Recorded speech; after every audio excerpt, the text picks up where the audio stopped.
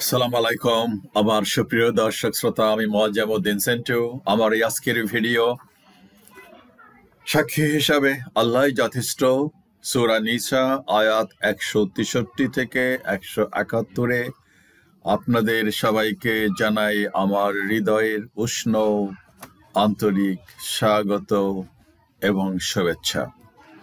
আশা করি আপনারা সকলেই ভালো আছেন, পৃথিবীর যেখানেই থাকুন না কেন।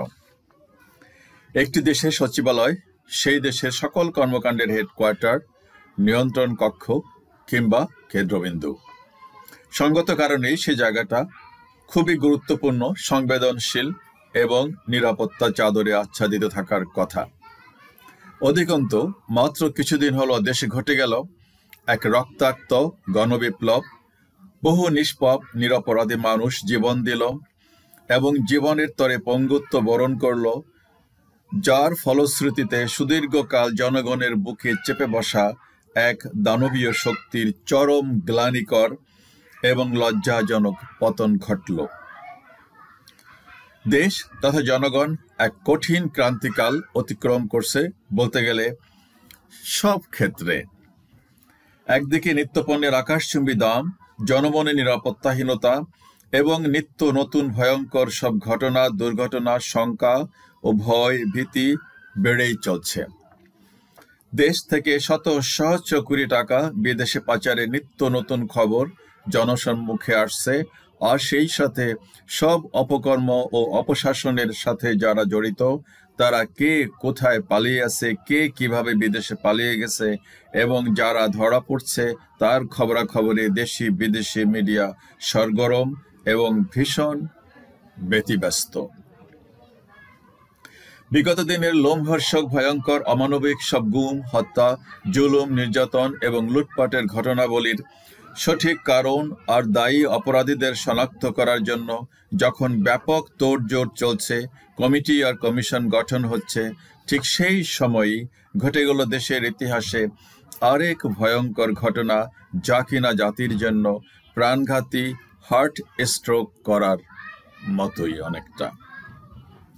তবে ঘটনার সূত্রপাত, সব আলামত এবং পরম্পরা বিশ্লেষণ করে বিশেষজ্ঞগণ প্রায় নিশ্চিত যে সব কিছুর পিছনে কোনো বিশেষ চক্রের হাত আছে এবং এটি নিছক দুর্ঘটনা নয়, বরং পরিকল্পিত নাশকতার কাজ, যা ঘটানো হয়েছে সকল অপকর্ম, লুটপাট, পাচার, আত্মসাতের সাথে জড়িত অনেক গুরুত্বপূর্ণ দলিল, দস্তাবেজ বা রেকর্ডপত্র নষ্ট করার জন্য।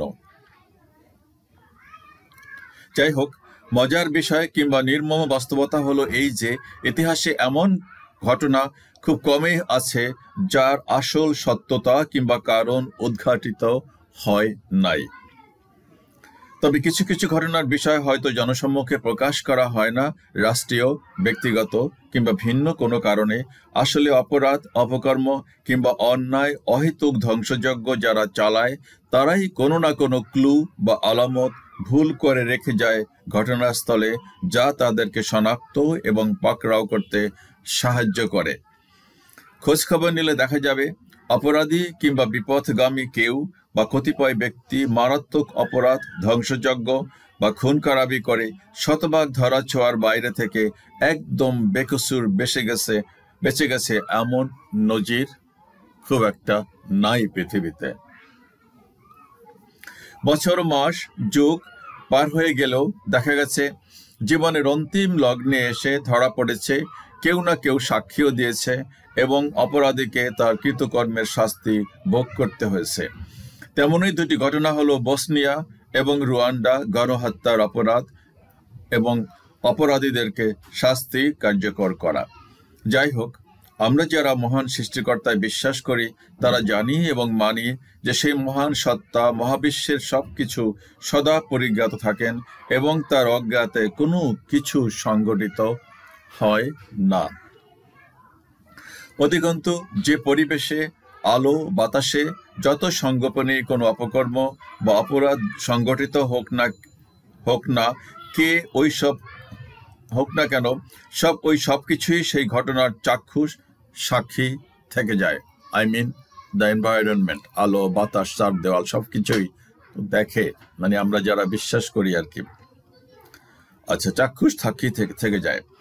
এসব বিষয় স্রেফ বিশ্বাসের বিষয়, তবে বাস্তবতা হলো এটাই ঘটনা কোনো না কোনো সময় ফাঁস হয়ে যায়, জনসম্মুখে আসে এবং অপরাধী ধরা পড়ে, শাস্তিও ভোগ করে। এসব বিষয়ে বিশ্বাস রাখা এবং মেনে চলা ইসলাম ধর্মে ইমানের অংশ এবং সবার বেলায় রক্ষা কবচের কাজ করে। যে বা যারা এসব জানে বা মানে, তারা অতি সঙ্গোপনে কোনো অপকর্ম করতেও 10 বার চিন্তা করে এবং ওসব থেকে পিছপা হয়। আল্লাহ তো দেখতেছে, এটাই ভাবে যারা বিশ্বাসী।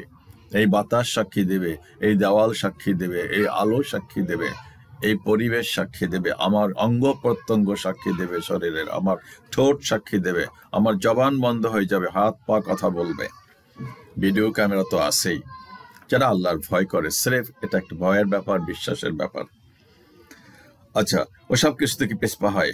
তাই সচিবালয়ে যে ভয়ঙ্কর অগ্নিকাণ্ডের ঘটনা ঘটে গেল, আশা করা যায় সঠিক গঠিত কমিশন যথাযথ অনুসন্ধান খোঁজখবর নিয়ে প্রকৃত অপরাধীদের শনাক্ত করে আইনের আওতায় আনতে সক্ষম হবে অচিরেই। এবার দেখা যাক কি ঘটনার প্রেক্ষিতে স্বয়ং আল্লাহ বলেছেন সাক্ষী হিসাবে তিনিই যথেষ্ট। এটা আল্লাহর কথা।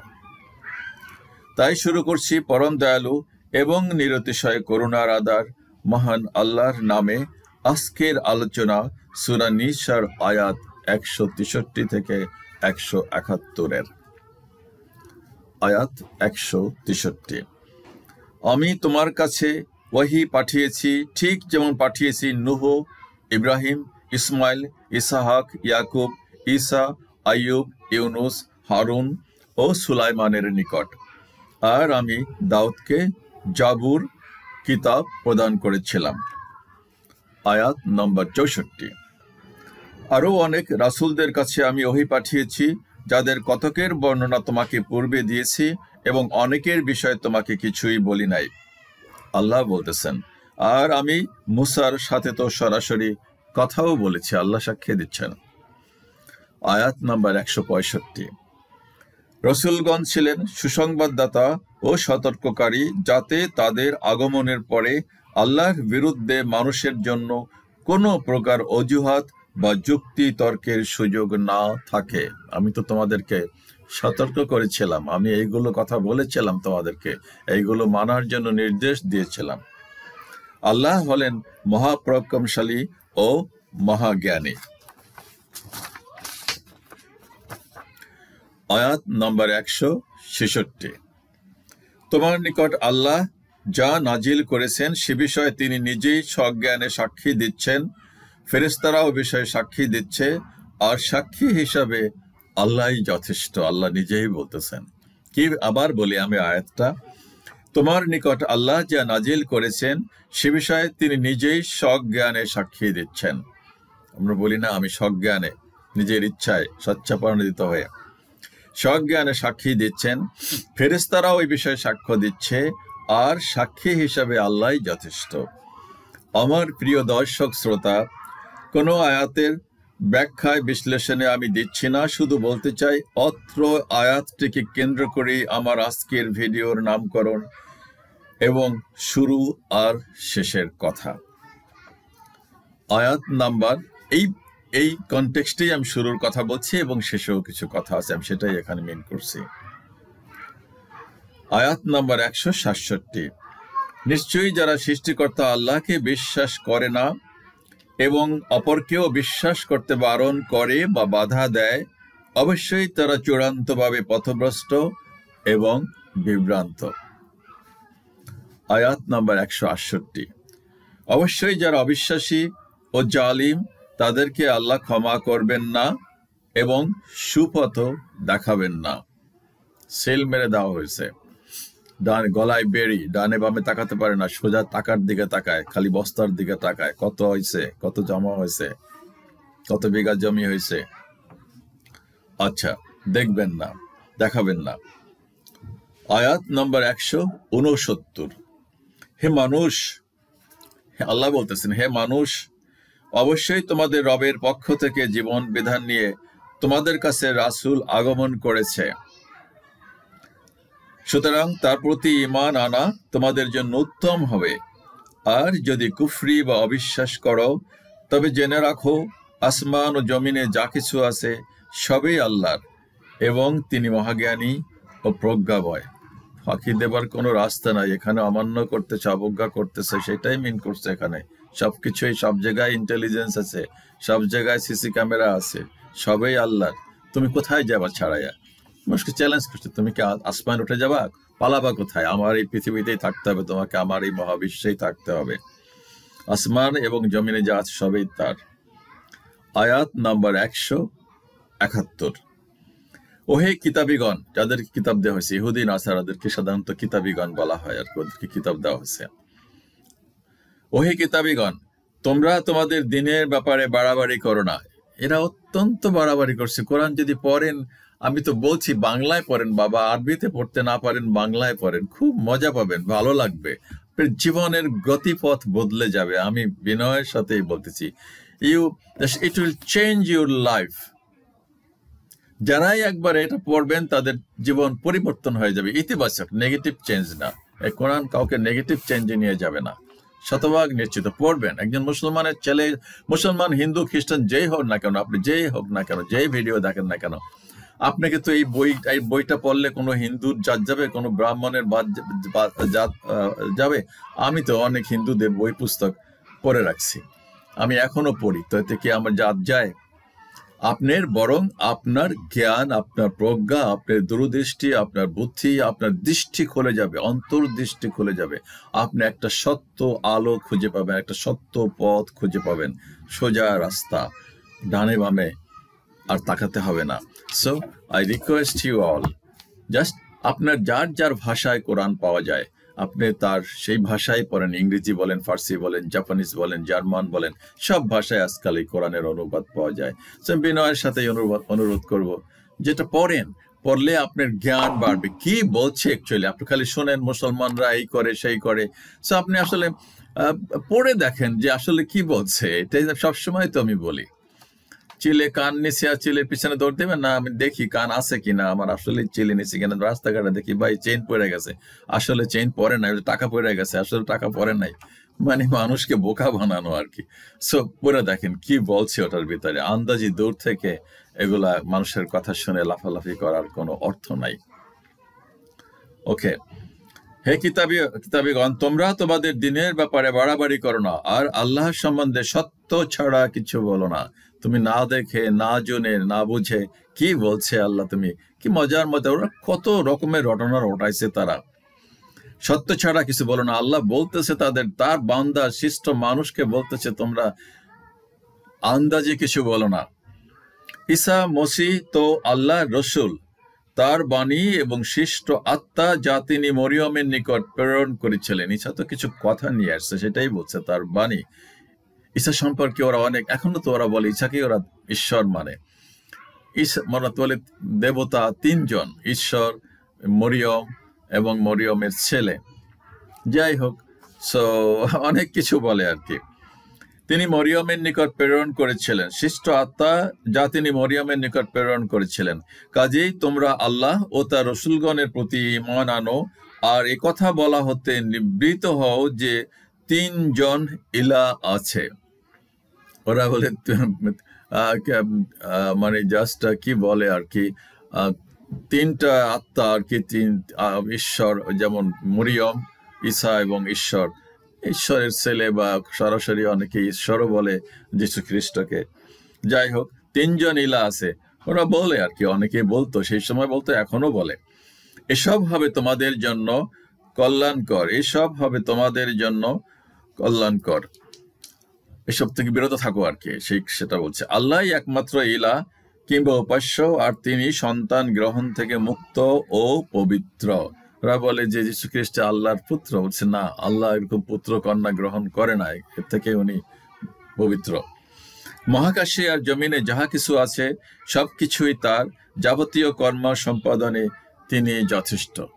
তিনি তার কাজ নিজেই করতে পারেন, অন্য কাউকে লাগে না। আর যা হুকুম খাটার জন্য তো ফেরেশতারা আছেই।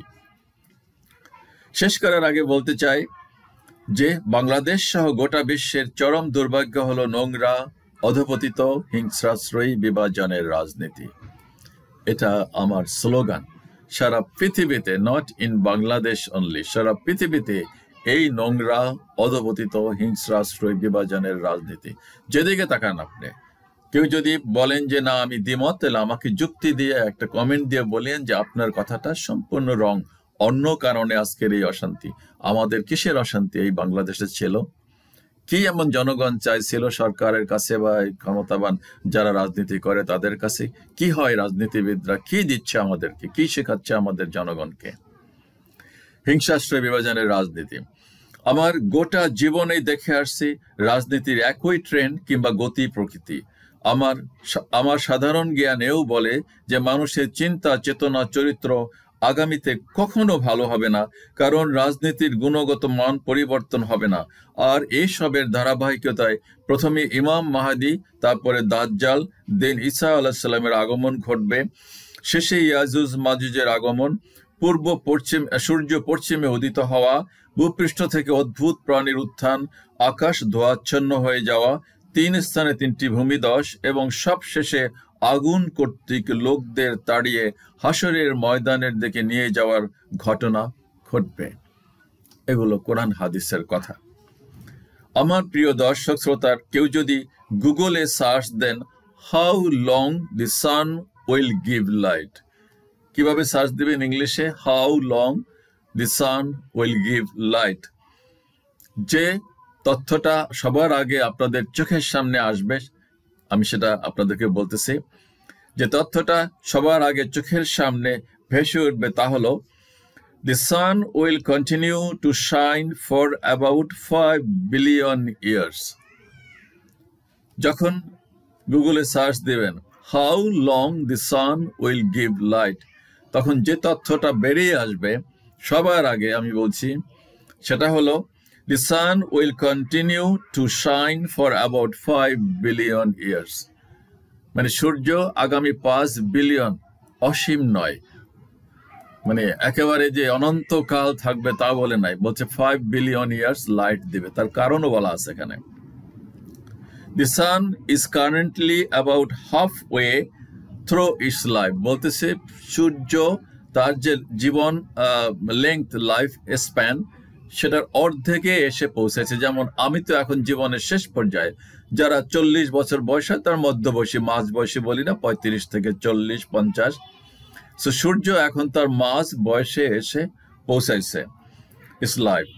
Here's what will happen to the sun as it ages. আবার বলতেছি এখানে যে সূর্য যে বয়সপ্রাপ্ত হচ্ছে, ages, it is going on.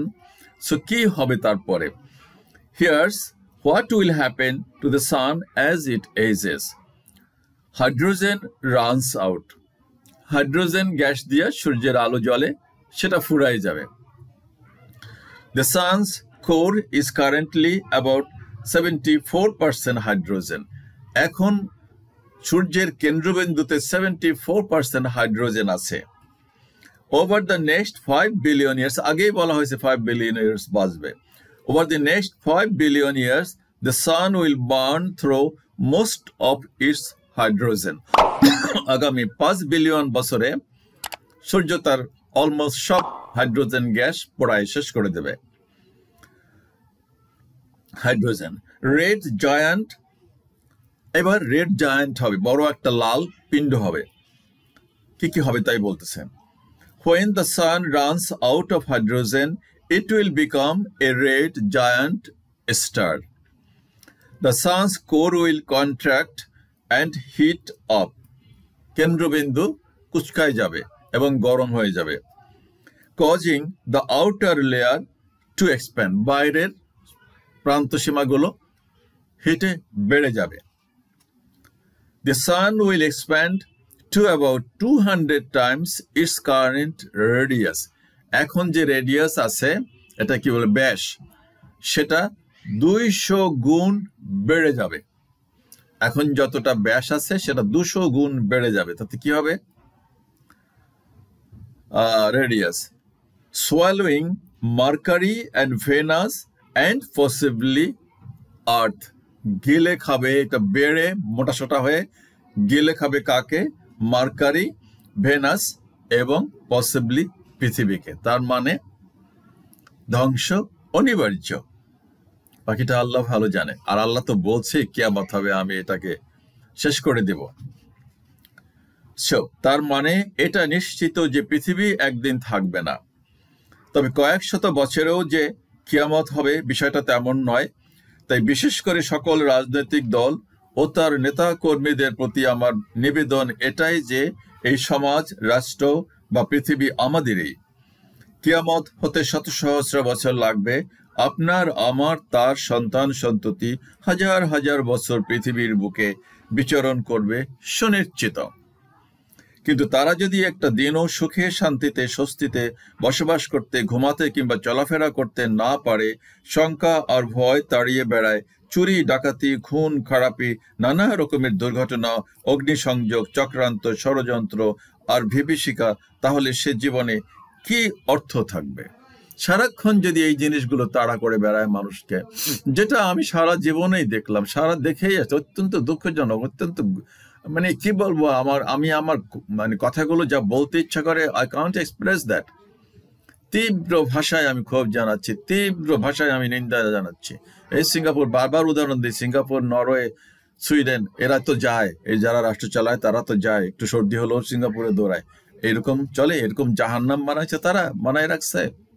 লজ্জা করা উচিত, লজ্জা থাকা উচিত। সব তো নির্লজ্জ। এত কোটি কোটি টাকা চুরি করে কোনো ভদ্র মানুষ দেশের টাকা চুরি করে বিদেশে নিয়ে যায়? আর দেশে থাকলেও তো লোকগুলো মানুষ খাই পরে বাঁচতে পারতো। আর কত লাগে মানুষে খেতে পড়তে? কি খাওয়া এখন? আর খাইতে পারার মতো কিছু তো ডায়াবেটিস, খাওয়া নিষেধ। So what's the hell with all those money? আচ্ছা, তাহলে সে জীবনে কি অর্থ থাকবে? তাই যতটা পারেন সবাই যার যার অবস্থান থেকে যতক্ষণ পারা যায় পৃথিবীকে মনুষ্য বসবাস উপযোগী রাখার চেষ্টা করুন এবং কিছু না কিছু অবদান রাখুন। আল্লাহ হাফেজ। শেষ করার আগে আবারও বলতেছি, ভালো লাগলে আমার চ্যানেলটাকে সাবস্ক্রাইব করার জন্য একটা বিনীত অনুরোধ থাকলো সবাইকে। Please do this favour to me. Okay, দেখা হবে পরবর্তী ভিডিওতে অতি শীঘ্রই ইনশাআল্লাহ। আল্লাহ হাফেজ, সালামু আলাইকুম।